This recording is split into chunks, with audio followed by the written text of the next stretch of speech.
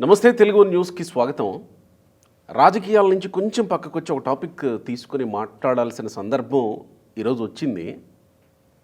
Cinema వ్యవహారాల గురించి గత కొన్ని రోజులుగా చర్చ జరుగుతుంది. ఆ ఐబొమ్మ ఇమ్మడి రవికుమార్ వ్యవహారంలో ఎంత చర్చ జరుగుతుందో, రవికుమార్ని హీరోగా ఆరాధించే వాళ్ళు కొందరు, దొంగగా చూస్తున్న చట్టం దొంగగా చూస్తుంది, హీరోగా ఆరాధిస్తున్న ప్రజలు ఉన్నారు. సరే, ఈ సమాజంలో ఇలాంటి ఇది ఎప్పుడు ఉండేదే. అయితే దానికి సంబంధించి చాలా స్ట్రిక్ట్ యాక్షన్ తీసుకున్నారు పోలీసులు. అదే స్థాయిలో అంతే స్ట్రిక్ట్గా ఈరోజు అన్నపూర్ణ రామానాయుడు స్టూడియోల మీద పడ్డారు అధికారులు. జిహెచ్ఎంసీ సర్కిల్ 18 అధికారులు అన్నపూర్ణ రామానాయుడు స్టూడియోకి నోటీసులు ఇచ్చారు. ట్రేడ్ లైసెన్స్ ఫీజు తక్కువ చూపిస్తున్నారు ఈ రెండు స్టూడియోల యజమానులు, వ్యాపార విస్తీర్ణం తక్కువగా చూపిస్తూ పన్నులు ఎగవేస్తున్నారు. 11.52 లక్షల ఫీజు చెల్లించాల్సి ఉండగా 49,000 మాత్రమే చెల్లిస్తున్నారు.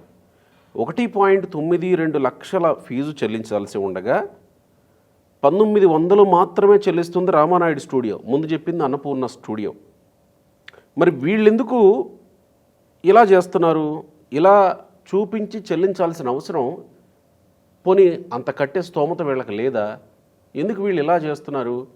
అప్సాన్ రాయేష్ గారు ప్రముఖ రాజకీయ సామాజిక విశ్లేషకులు, ఇది కూడా సామాజిక అంశం కాబట్టి సామాజిక విశ్లేషకులతో మాట్లాడదాం. నమస్కారం రాయేష్ గారు. నమస్కారం.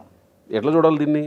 మీరు ఈ మధ్యకాలంలో గమనించండి, ఈ మధ్యకాలంలో అని కాదు, కొన్ని దశాబ్దాలుగా ప్రభుత్వాల పరంగా ప్రజలకి ఏదైనా ఒక అవేర్నెస్ సందేశం ఇవ్వాలి అని అంటే సమాజంలో కొంచెం సెలబ్రిటీస్గా ఉన్న వ్యక్తులు, సినిమా స్టార్లు, క్రీడాకారులు, ఇటువంటి వాళ్ళతోటి కొన్ని సందేశాలు ఇప్పిస్తూ ఉంటారు. మీరు తాగి డ్రైవ్ చేయకండి, మీరు క్షేమంగా ఇంటికి చేరాల్సిన అవసరం మీకోసం మీ కుటుంబం ఎదురు చూస్తూ ఉంటుంది. అవును. మీరు బ్రెస్ట్ క్యాన్సర్ విషయంలో తగు జాగ్రత్తలు తీసుకోండి, ఎప్పటికప్పుడు మీరు గమనించుకుంటుండండి. అలాగే ఎయిడ్స్ నియంత్రణ గురించి, ఇలా చాలా సందర్భాల్లో మనం సినిమా నటులు ఈ అవేర్నెస్ సందేశాలు ఇవ్వడం చూస్తూ ఉంటాం మనం. ఎందుకంటే వాళ్ళకి ఎవరి స్థాయికి తగినట్టు వాళ్ళకి ఒక ఫ్యాన్ ఫాలోయింగ్ ఉంటుంది. మా హీరో గారు చెప్పారు అని అంటే దీన్ని మనం కూడా ఆచరించాలి అని చెప్పని నమ్మే ఆచరించే ఫ్యాన్స్ ఉంటారు. కాబట్టి కొంచెం సోషల్ అవేర్నెస్కి సంబంధించిన సందేశాలు ప్రభుత్వ అభ్యర్థన మేరకు వాళ్ళు ముందుకొచ్చి ఆ సందేశాలు ఇస్తూ ఉంటారు. అవును కదా. 100% అది ఆహ్వానించదగ్గ చర్య. అంటే సమాజం కోసం, సమాజం ద్వారా ఎదిగిన ఈ నటులు కానీ, లేదు ఆయా రంగాల్లో ఉన్న పేరెన్నిక గన్న వ్యక్తులు కానీ, ఈ చెట్లు నాటే కార్యక్రమం సమాజానికి సంబంధించి పర్యావరణాన్ని కాపాడండి అని కానీ, అవును, అంటే ఏ విధమైన సందేశం వాళ్ళ వైపు నుంచి సమాజ హితం కోరి వచ్చినా కూడా మనం దాన్ని ఆహ్వానిస్తాం. అలాగే వారి వారి ఫ్యాన్స్ కూడా ఎంతో కొంత స్థాయిలో దానికి ఇన్స్పైర్ అవుతారు, ఇన్ఫ్లుయెన్స్ అవుతారు. మరి అటువంటి రంగానికి సంబంధించి ఇవాళ అన్నపూర్ణ స్టూడియో, రామానాయుడు స్టూడియోకి సంబంధించి ఈ విధమైన వార్త రావడం అనేది 100% ఆక్షేపణీయం. కారణం ఏంటి అంటే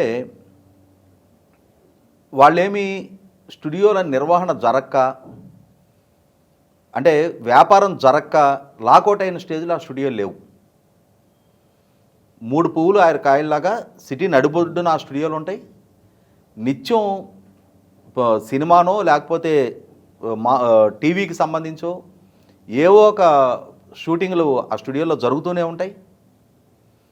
మరి అటువంటి 24 గంటలు క్రౌడెడ్గా బిజీగా ఎంగేజ్ అయ్యి ఉండే స్టూడియోలు ప్రభుత్వానికి చెల్లించాల్సిన పన్నుల దగ్గరికి వచ్చేటప్పటికి ఈ విధమైన కక్కుర్తి వాళ్ళు వాళ్ళ పన్నులని తక్కువ చేసి, వ్యాపార విస్తీర్ణాన్ని తక్కువ చేసి చూపించి ప్రభుత్వానికి పన్ను వేస్తున్నారు అని అంటే ఇదే విధమైన సందేశం ఇస్తూ ఉన్నారు. మంచి విషయంలో వీళ్ళని ఫాలో అవుతారని చెప్పని చెప్పుకుంటున్నాం మనం. మరి వీళ్ళు ఇట్లా పన్నులు ఎగవేశారు అని అంటే మా అభిమాన హీరో గారికి సంబంధించిన సంస్థ ఎగ్గొడుతుందిలే, మనం కూడా ఎగ్గొడదామని చెప్పనే ఒపీనియన్ సమాజంలో కలగాల. ఇవాళ జిహెచ్ఎంసీకి చెల్లించాల్సిన వాళ్ళ ఆ ఆస్తుల విలువతో కంపేర్ చేసినప్పుడు, అక్కడ జరిగే వ్యాపార లావాదేవీలతో పోల్చి చూసుకున్నప్పుడు 11,52,000 చెల్లించలేని స్టేజ్లో అన్నపూర్ణ సంస్థ ఉందా, అన్నపూర్ణ స్టూడియో ఉందా? 1,92,000 చెల్లించలేని స్థితిలో రామానాయుడు స్టూడియో ఉందా? వాళ్ళు జిహెచ్ఎంసీకి చెల్లించాల్సిన పనులు చెల్లించరు. కానీ వాళ్ళ జిహెచ్ఎంసీ ప్రజలకు సివిక్ కమ్యూనిటీస్ ప్రొవైడ్ చేయాలి అని అంటే better roads, better drainage, better drinking water, ఇవన్నీ ఎవరు ప్రొవైడ్ చేయాలి? పబ్లిక్ ట్రాన్స్పోర్టు, ఇవన్నీ ప్రాపర్గా మెయింటైన్ అవ్వాలి అని అంటే మీ సిబ్బంది సక్రమంగా సకాలంలో మీ సంస్థకు చేరుకోవాలి అని అంటే జిహెచ్ఎంసీ సహకారం ఎంత ఉండాలి? అటువంటి జిహెచ్ఎంసీకి పన్నులు చెల్లించకపోవడం ఏంటి? ఎగ్గొట్టడం ఏంటి? తక్కువ చేసి చూపించడం ఏంటి? అసలు తక్కువ చేసి చూపిస్తున్నారంటే మీరు మోసం చేస్తున్నట్టే కదా, నేరం కదా అది. ఇటువంటి మోసానికి వేరే ఒక ఇండివిజువల్ పాల్పడితే ఎన్ని రెట్లు పన్ను విధించేవాళ్ళు, అతనికి ఫైన్ వేసేవాళ్ళు, జరిమానా విధించేవాళ్ళు. వీళ్ళకి కూడా మొట్టమొదట జరిమానా విధించండి. ఎన్ని సంవత్సరాలుగా వాళ్ళు ఈ విధంగా ఈ విస్తీర్ణాలని, ఈ ట్రేడ్కి సంబంధించిన లైసెన్స్ ఫీజులు ఎన్ని సంవత్సరాలకి ఇట్లా తక్కువ చేసి చూపించి ఎగ్గొడతా ఉన్నారో అన్ని సంవత్సరాలు.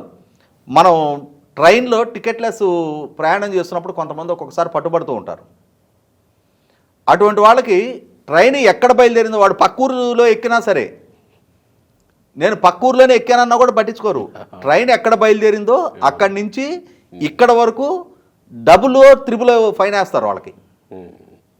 మరి అటువంటప్పుడు వీళ్ళ దొంగతనం ఇవాళ బయటపడింది. బయటపడ్డప్పుడు మీరు ఇంత చెల్లించాల్సి ఉండి ఇంతే ఎందుకు చెల్లిస్తున్నారని చెప్పారు. మొట్టమొదటి వాళ్ళని వాళ్ళు చేసిన తప్పుకు లైబుల్ చేయండి, భారీగా జరిమానా విధించండి. ఇవాళ వీళ్ళుండే నివాస ప్రాంతాలు ఇవాళ మొత్తం హైదరాబాద్ సిటీలో ఎలైట్ పీపుల్ ఉండే ప్రాంతాల్లో వీళ్ళు ఉంటున్నారు. అక్కడ మిగిలిన హైదరాబాద్ నగరంలో ఉన్న బస్తీలతో పోల్చి చూసుకున్నప్పుడు చాలా బెటరు సివిక్ కమ్యూనిటీస్ వాళ్ళు అనుభవిస్తూ ఉన్నారు. ఎందుకంటే వాళ్ళు ఇన్కమ్ ట్యాక్స్ రూపంలోనో ఇంకో రూపంలోనో పన్నులు చెల్లిస్తూ ఉన్నారు. వాళ్ళకి ఆ విధంగా ఫెసిలిటేషన్ చేయాలి, ఒప్పుకుందాం. కానీ వీళ్ళ సంస్థలు కూడా వాళ్ళ కార్యకలాపాలు నిర్వహించుకున్న సందర్భంగా ప్రభుత్వానికి చెల్లించాల్సిన పన్నులు సక్రమంగా చెల్లించకుండా ఏ విధమైన సందేశం ఇస్తూ ఉన్నారు? మీరు ప్రభుత్వానికి మీరు పన్నులు ఎగ్గొట్టి ఇప్పుడు మీ దగ్గర నుంచి పైరసీ జరుగుతుందని చెప్పని మీరేం కంప్లైంట్ చేయగలుగుతారు? మీకు ఎక్కడ ఉంటుంది ఆ నైతికత? అంటే ఎంత చెట్టుకు అంత గాలి. మీకు అవకాశం ఉన్న దగ్గర మీరు ఎగ్గొడుతున్నారు, అతనికి అవకాశం ఉన్న దగ్గర అతను పైరసీ చేస్తున్నాడు. తమకు అవకాశం దక్కిన దగ్గర ఉచితంగా దొరుకుతున్న సినిమాని ప్రజలు చూసుకుంటూ ఉన్నారు. ఇంకా మీరెందుకు విక్టిమ్ కార్డు ప్లే చేస్తారు? మరి ఇవాళ వందల మంది మేధో సంపత్తి అది, దాన్ని క్షణాల్లో చౌర్యం చేసేస్తున్నారని చెప్పని పెడబొబ్బలు పెట్టే నైతికత మీకు ఎక్కడ ఉంటుంది? ఇక మొట్టమొదట మీరు సమాజానికి ట్రెండ్ సెట్టర్స్గా, రోల్ మోడల్స్గా మీరు నీతిగా నిజాయితీగా నిలబడండి. ఇవాళ అంతంత పెద్ద సంస్థలు, నాకున్న అవగాహన మేరకు బంజారా హిల్స్ రోడ్ నెంబర్ 2 నుంచి జూబ్లీస్ రోడ్ నెంబర్ 5 వరకు అన్నపూర్ణ సంస్థకి 23 ఎకరాలు ప్రభుత్వం కేటాయింపు చేసింది. ఇవాళ రోజున కొన్ని వందల కోట్ల ఖరీదు చేసే భూమి అది. అక్కడ కొన్ని వందల సినిమాలు ఎన్నో సంవత్సరాల నుంచి షూటింగ్లు జరుపుకుంటూ ఉన్నాయి. ఆర్థికంగా స్థితిమంతులు అయిన పొజిషన్లో వాళ్ళందరూ ఉన్నారు. ఇవాళ ఇంత చిల్లరగా 1,92,000 ఒక సంవత్సరానికి మీరు ఫీజు పే చేయలేరా? దానికోసం 1,900 మాత్రమే కట్టి ఇవాళ నలుగురిలో మీ సంస్థ క్రెడిబిలిటీ, మీరు రామానాయుడు సంస్థలు ఇవాళ సమాజంలో ఒక స్థాయికి రీచ్ అయి ఉన్నారు కదా. ఆల్రెడీ ఇన్కన్వెన్షన్ విషయంలో కూడా నాగార్జున విషయంలో అప్పుడు చర్చ చూసాం. సరే, దానికి ఆయన సైలెంట్ అయిపోయారు, చేసేది ఏం లేక. ఇక మళ్ళీ ఇప్పుడు ఇదొక వివాదాన్ని అదే అంటున్నా. ఇవాళ సమాజంలో 10 మందికి చెప్పే స్థితిలో ఉన్న వ్యక్తులు, సమాజంలో ఓవర్ నైట్ వాళ్ళకేమో ఆ స్థాయి దక్కలా. దశాబ్దాల కృషి ఉంది వాళ్ళకి. కుటుంబ వారసత్వంగా దక్కిన కొంత కుటుంబ వారసత్వం నుంచి దక్కున్నా దాన్ని కన్సాలిడేట్ చేసుకొని వాళ్ళు కూడా స్వయంగా రాణించి వాళ్ళ స్థాయికి చేరుకున్నారు. వాళ్ళు చేరుకున్నారు కాబట్టే వాళ్ళు చెప్పిన దాన్ని సమాజం ఫాలో అవుతుంది. అటువంటప్పుడు ఇవాళ సమాజానికి దిక్సూచిలాగా వ్యవహరించాల్సిన వ్యక్తులు ఇటువంటి విషయాల్లో ఇవాళ వీళ్ళ పేర్లు ప్రస్తావనకు రావడం అనేది చాలా చిల్లరగా ఉంది. వాళ్లే ఆలోచించుకోవాలి. ఇటువంటి అంశాలు చర్చనీయాంశం అయ్యే కొంది ఒకవేళ ఇవాళ మీరు అంటే మీ వైపు ప్రభుత్వ పరంగా మీరు ఒక తప్పు చేశారని చెప్పని మీ వైపు ఏలెత్తి చూపుతుంటే సమాజం వైపు నుంచి కూడా 10 వేళ్ళు మీ వైపు చూడబడతా ఉన్నాయి. కారణం ఏంటి అంటే ఇప్పుడు జరుగుతున్న అంశమే. ఐబొమ్మ రవి చేసింది ఎంత పెద్ద తప్పో మీ స్థాయికి అంటే ఎవరు ఈ విధంగా ప్రభుత్వానికి ఎగ్గొట్టమని చెప్పట్లా, కానీ మీ స్థాయికి మీరు ఒక రోల్ మోడల్స్గా ఉన్నాళ్ళు ఇటువంటి చిల్లర ప్రయత్నాలు చేయడం అనేది, ఈ చిల్లరగా మీ పేర్లు బయటకు రావడం అనేది 100% మీకే ఆక్షేపణీయం. అది